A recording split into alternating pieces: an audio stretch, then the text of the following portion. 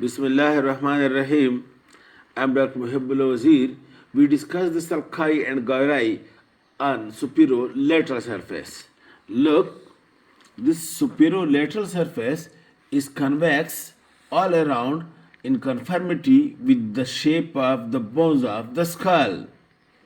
And note, this sulcus, which is called as lateral sulcus, are also called as fissure of Sylvius. It separates the frontal lobe from temporal lobe. And then on the superolateral surface, you look over here please, there are three sulci. Number one, the central sulcus, which separate the frontal lobe from parietal lobe. Anterior to the central sulcus, there is precentral sulcus, and posterior to the central sulcus, there is the postcentral sulcus. Now, let us describe the central sulcus. The central sulcus, which is also called as fissure of Rolando, it is oblique and it ascends upward and it crosses the upper border, and it is the only sulcus that comes onto the medial surface. This central sulcus is the only sulcus that crosses the upper border and it also comes on to the medial surface. You can see it over here, the central sulcus that comes on the medial surface. And then look, anterior to the central sulcus, and this central sulcus then descends downward and it reaches to the lateral sulcus. From the lateral sulcus, it is being separated by a small piece of cortex or by small gyrus.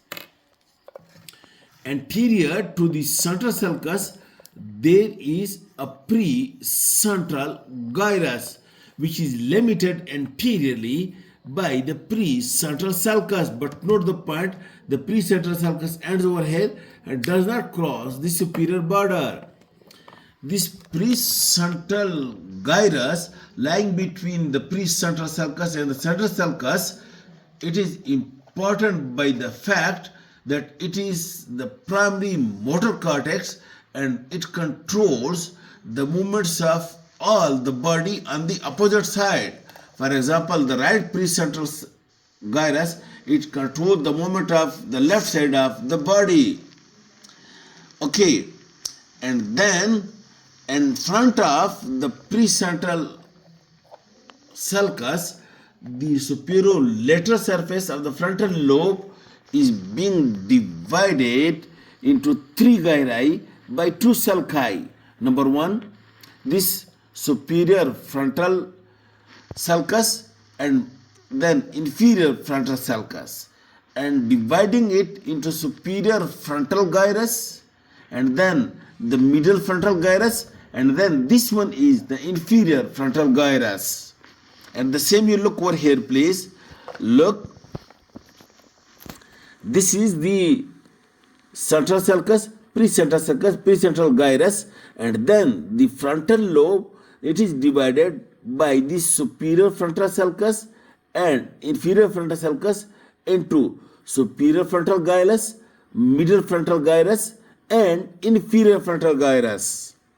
3. And then look that this is this lateral sulcus, a fissure of Sylvius.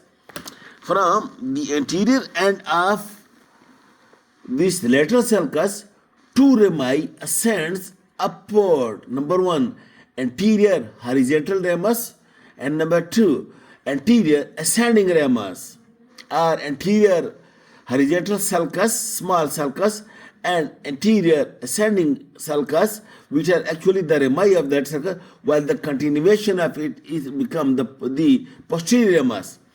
And this divides the inferior frontal gyrus into three: the opercular part, the triangular part, and the orbital part, also called as pars operculaire, pars triangulaire and pars orbital. Okay, then look, this is the posterior ramus of the lateral sulcus or the lateral sulcus, and note that over here this is the part of frontal lobe and this is the part of the parietal lobe, because the central sulcus separates the frontal and parietal lobe, and this is the part of the temporal lobe. In this way, the posterior ramus of the lateral sulcus is being surrounded by part of temporal, by part of frontal and part of parietal lobe, and this combinedly is being called as the opercula.